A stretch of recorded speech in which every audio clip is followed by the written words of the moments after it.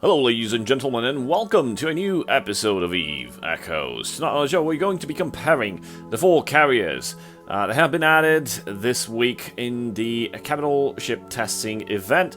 We're going to review them one by one, and we're going to do a basic comparison of their stats and what they can do.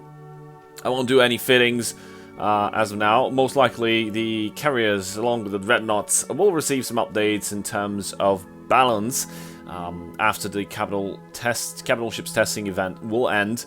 As of right now, these ships are not available to players except inside the capital testing grounds. But that doesn't mean we can't review them, right? I'm right here on the test server. I'm inside Gica's Pleasure Hub, and I pretty much went on and about in acquiring these 4 babies. I must say, they're pretty massive. You can't even zoom in and zoom out on them while you're docked. That's how big they are. And the graphic details on them is pretty good. They're pretty detailed. They look just like their counterparts in EVE Online, except they're on mobile and they're inside Eve Echoes and will be available to players once the capital ship testing event ends, and capital ships, as in the combat capital ships, dreadnoughts and the carriers, will be available to players inside New Eden. Now, first things first, if you want to see a review of the capital ship testing event, there's 2 videos I have, one with the dreadnoughts and one with the carriers. You can check them out. They're linked below in the description. So let's not waste any more time and try to get the capital ships one by one. We still have to do a comparison review of the dreadnought, so we'll probably do that in the next episode. And then we'll probably try to look at the items of what exactly you can fit on these capital ships. There's some common items and there's some specific items, of course, for the carriers and for the dreadnoughts. So let's take them in alphabetical order. First one would be the Archon, which is the carrier for the Mmorpg, and it has 3 tubes for fighters. Now, keep in mind, the 3 tubes for fighters don't necessarily mean that you can just fit 1 fighter. You can fit an entire squadron of them, 9 to be precise, 9 fighters inside each of those tubes. We got 3 tubes, 5 med slots, 8 low slots, and 3 rig slots each.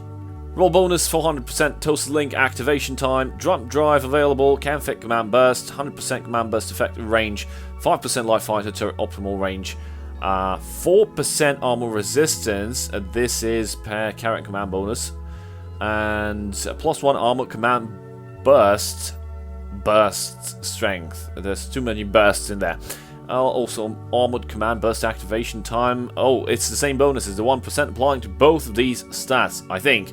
Otherwise, I think they kind of missed something. There's some percentage that's missing here. Overall info, we've got the overall defense, flight velocity, warp speed. We'll take a look at these specific stats when we check out the comparison. But it pretty much bland and pretty much the same. The loadout, the slot loadout is, I think it's the same for all the carriers. The difference is in, of course, these basic info, in which the defense, the warp speed, flight velocity, blah blah blah, these are different. And of course, there's some difference in bonuses. For example, the Archon has 5% light fighter turret optimal range as a bonus per light fight operation and levels. So this was the Archon. I don't know if we can. I don't know if it makes any sense to check out the armors and resistances, because they're pretty much the same in terms of resistance across shield and resistances across armor. Depends on what the ship is most likely intended for use in shield or armor tanking. The Archon is definitely intended for armor tanking. That's pretty much it. Let's take a look at the Chimera next. Chimera, as mentioned, pretty much the same as the Archon. 3 fighter tubes, and we got 5 med slots and 8 low slots, and 3 and rigs. 400% toasted link, same bonus. 100% command burst effective range. It's pretty much the same. Command burst effective range, yeah. Light fighter operation bonus per level will get 5% light fighter turret explosion velocity. What the hell is turret explosion velocity? Must be missile explosion velocity. Definitely the fighters for the Kaldari have missile damage, and they shoot tiny rockets or something. But turret explosion velocity, this is something that needs to be addressed. Also been a bug about it, because you can't have explosion velocity with turrets, since they don't fire any missiles. Carrier command bonus per level. We get 5% shield resistance and 1% shield command burst. Again, this is intended for shield. As you can see, there's a shield command burst threat and a shield command burst activation time. And of course, this is the overall defense, a flight velocity, warp speed, power grid, capacitor. Take a look at these when we compare all of them together in one picture, because we'll be able to see them better and differences between the 4 ships. Now, we've got the Chimera has shield resistance as a bonus, while the Archon has armor resistance. There's definitely an indication on which ship should fly which items. And that's pretty much it. Moving over to the Nidago, which is the carrier for the Minmatar. Again, same slot loadout. They're pretty much the same. There's no difference there. Same as in roll bonus, and differences here appear in light fighter operation bonus per level. We've got 5% light fighter turret damage. This is a direct increase in damage and DPS for the light fighters. But not necessarily applied for the light fighters of the Minmatar. Again, these bonuses apply to any type of fighter that you want to fit on your carrier.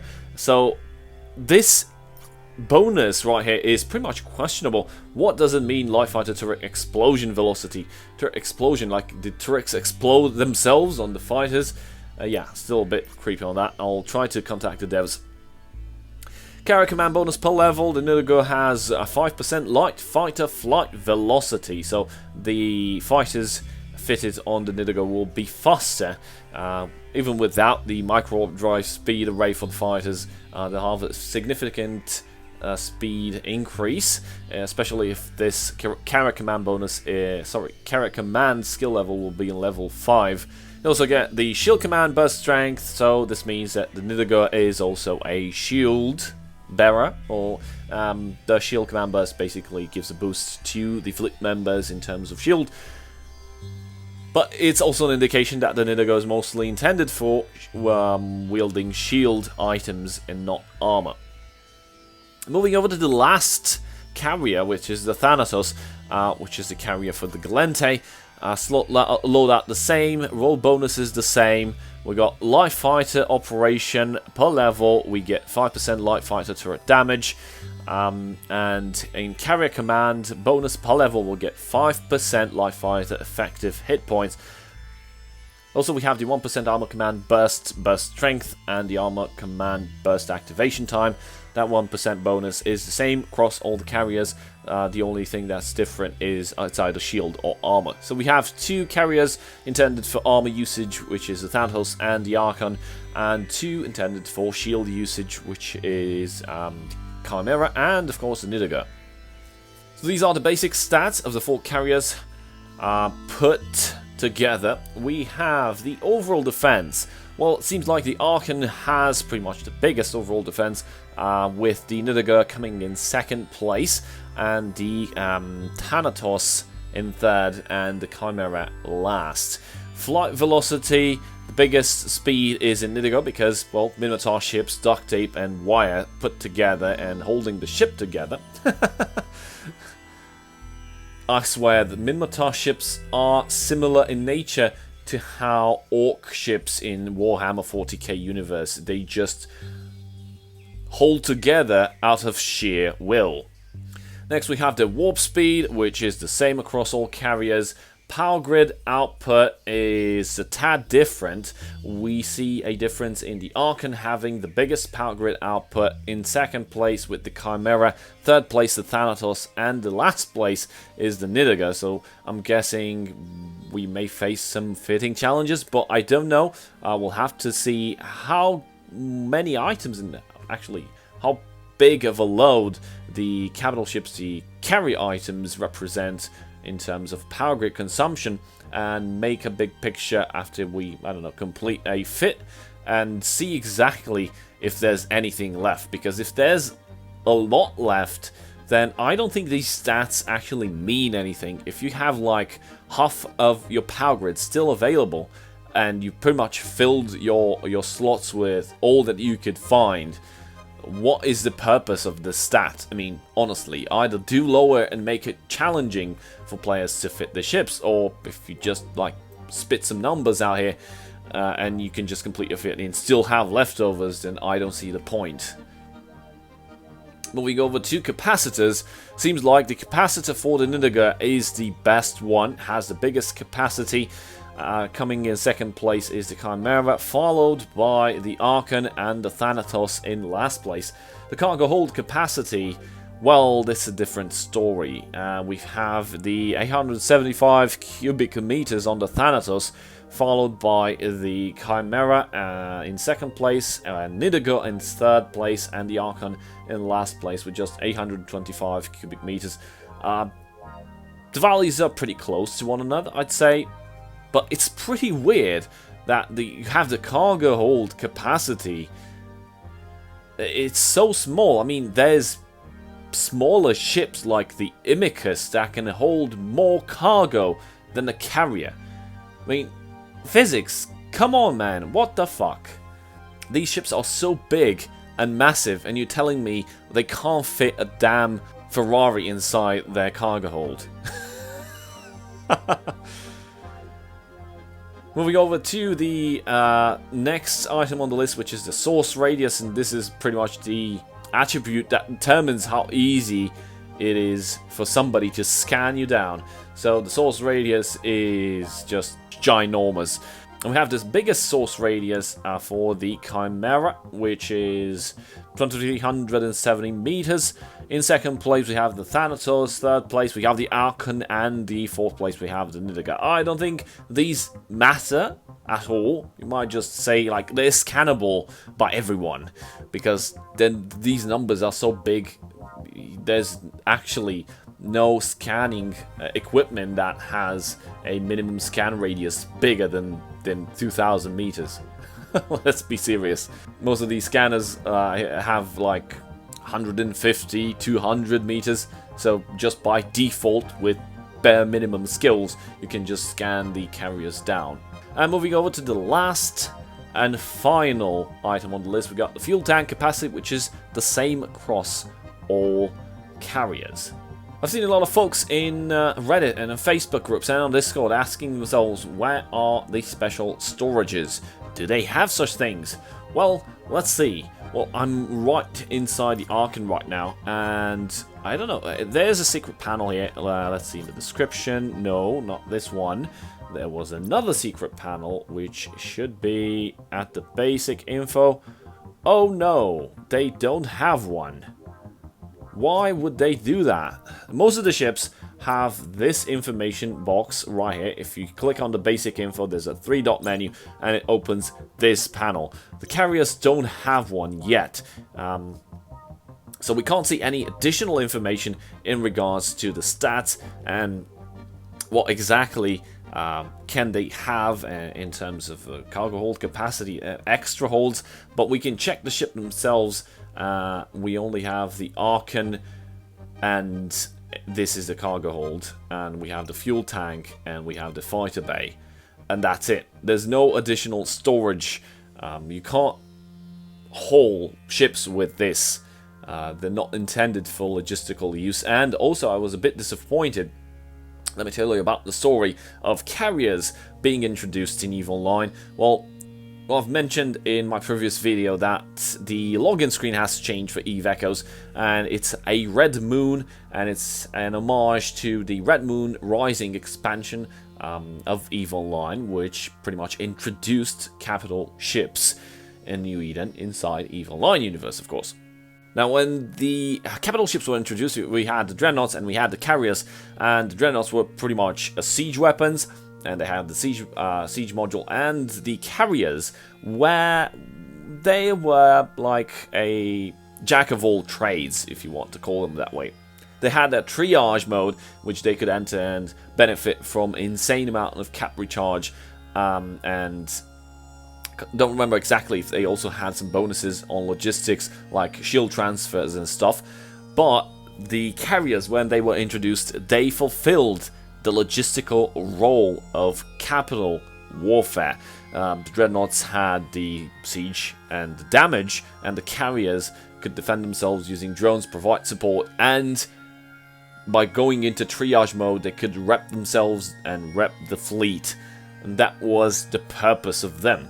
Now, several years later, CCP introduced the logistical capital ships, which the purpose of those was specifically to take over the logistical side of things in capital warfare. So those were specific ships made for one specific role, provide logistics, shield repping, capacitor transfers, and the carriers just moved into a support role with the fighters. And the dreadnoughts pretty much remains the same as in siege weapons. But in Eve Echoes, we did not get this transition, because carriers, as of now, while they're being introduced as how carriers are right now in EVE Online, which is stripped of those logistical bonuses, and they don't have those logistical bonuses. They don't have the ability to provide armor repping or shield repping. The triage mode pretty much sucks, just gives you a boost in targeting speed. So they've introduced carriers. They can't be fit for logistics because they don't have any high slots, but there's no logistical ship. I'm a bit upset about this, because the proper way to introduce them would be to introduce them just like they were introduced several years ago in EVE Online, as a transitional platform, because I don't think we'll see the logistical capital ships anytime soon. Therefore, the capital line of ships is pretty much broken. There's a missing role, and there's no capital ship that could fulfill that role, and it's the logistical side of things. And it's pretty hard to imagine having a logistics fleet just trying to rep all the capital ships in the midst of a battle. I don't know about that one. I don't think it's going to be feasible. That remains to be seen. So, as of now, just my opinion, the carriers don't have like a purpose right now. We did want them, but now we have them, and we're contemplating if they're going to be used or not. They'll probably be used. The cost will be through the roof. We don't know if it's justified or not, because compared to other ships might be more worthwhile in a combat situation on the battlefield. They can't provide logistic support, and we've seen that the fighters don't really match the DPS of a dreadnought. Also, the tank is flimsy, so I just can't put my finger on it, but the carriers looks like they're out of place. What do you feel about these capital ships? What do they represent? How do you expect them to be flown? Do you think they'll do any impact on the game in nullsec? I'll leave a comment below and let me know. That's it for today. I hope you guys learned something. Thank you guys for watching. A very big shout out to my channel supporters, and I'll see you guys next time. Cheers.